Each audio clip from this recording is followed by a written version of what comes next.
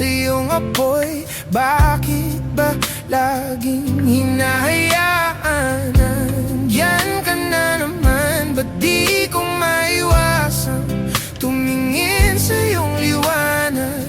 Nadarang na naman sa iyong apoy, handang masaktan kung kinakailangan. May lakad ka ba mamaya? Pwede ka ba makasama sa paggagala? Kung sakaling di ka pwede sa bagay, meron din akong ginagawa, siguro nga napapaisip ka.